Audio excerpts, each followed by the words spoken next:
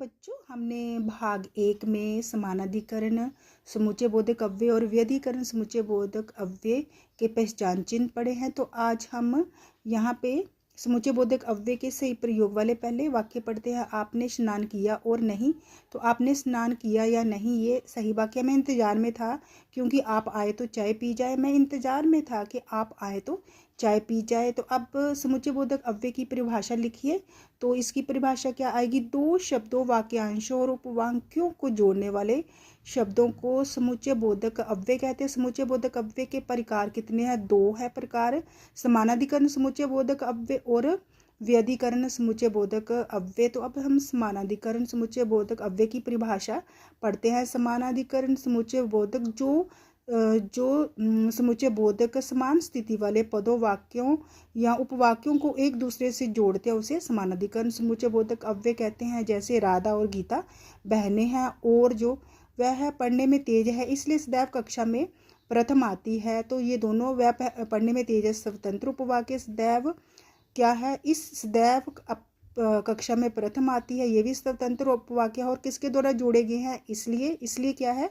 समानाधिकरण समुच्चय बोधक। अपनी पढ़ाई करो किंतु घर के काम में भी थोड़ा हाथ बटाओ। वह बाजार से लौट आया मगर क्या है? समानाधिकरण समुच्चय बोधक अव्यय दो वाक्यों को जोड़ रहा है। तो समानाधिकरण समुच्चय बोधक अव्यय के आगे 4 भेद हैं। वो कौन से हैं?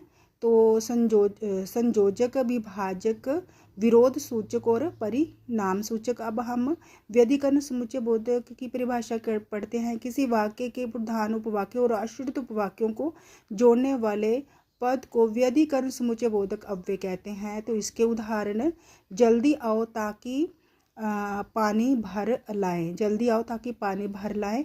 तो ताकि क्या है? व्यधिकरण समुच्चय बोधक अव्यय। तो ताकि पानी भर लाएं, इसमें ये क्या है? आश्रित उपवाक्य है। जल्दी आओ क्या है? प्रधान उपवाक्य है।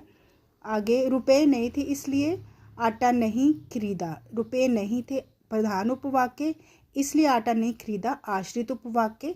तो अब हम उपयुक्त संबंध बोधक शब्द द्वारा रिक्त स्थानों की पूर्ति कीजिए। अच्छे चरित्र के बिना जीवन निरर्थक है। छज्जे के ऊपर कौवा कां कां कर रहा है। तो इसकी परिभाषा क्या है? संबंध बोधक की जो पद संज्ञा और सर्वनाम के साथ आकर अपना संबंध वाक्य के अन्य पदों के साथ स्पष्ट करते हैं और जोड़ते हैं, उन्हें संबंध बोधक कहते हैं। रवि के साथ नरेंद्र गाएगा। अन्नू के पीछे शोभा खड़ी है। वर्षा के कारण कपड़े भीगे। नाव के द्वारा नदी पार करो। तो ये क्या है? संबंध बोधक के उदाहरण है जो अन्य शब्दों से संबंध जोड़ रहे हैं।